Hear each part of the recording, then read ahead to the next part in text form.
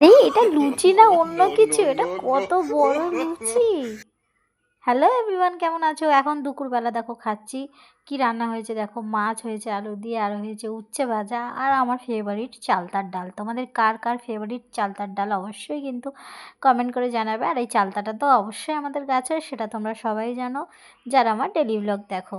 তো আমার হচ্ছে উচ্ছে ভাজা ফেভারিট, তোমাদের কাদের কাদের ফেভারিট অবশ্যই জানিও। আর এখন হয়েছে বিকেলবেলা দেখো ঘুগনি রান্না করেছি, ঠিক আছে? আর আমার কি মন গেছে, আমি পাগল পাগল হয়ে গেছিলাম নাকি জানি না বন্ধুরা, মন গেছে যে আমি বড় বড় লুচি খাবো, বিকজ এই পুরীর মতন যেগুলো হয় দেখো এখানে ঘুগনি হয়ে গেছে। আর পাশে কিন্তু রয়েছে হচ্ছে পান্তা ভাত। পান্তা ভাত আজকে খাবো না, ভাতও রয়েছে জল ঢালা দেখো। কে কে পান্তা ভাত খেতে অবশ্যই পছন্দ করো আমাকে জানাবে। আমার ফেভারিট পান্তা ভাত। যাই হোক, তেলটাকে চলো ভালো করে গরম করে নিই প্রথমে। তারপর কিন্তু আমি এখন লুচি না পুরি আমি নিজেই জানি না, এটাকে আমি এখন ছাড়বো।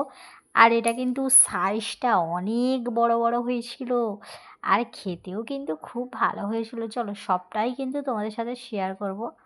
এখন কিন্তু আমি এটা ভেজে নিচ্ছি, আর দেখো কত বড় সেটাই তোমাদের সাথে শেয়ার করছিলাম। তোমরা ফোনে দেখে বুঝতে পারবে কি না জানি না, এটা এক একটা পুরো রুটির মতন হয়েছিল।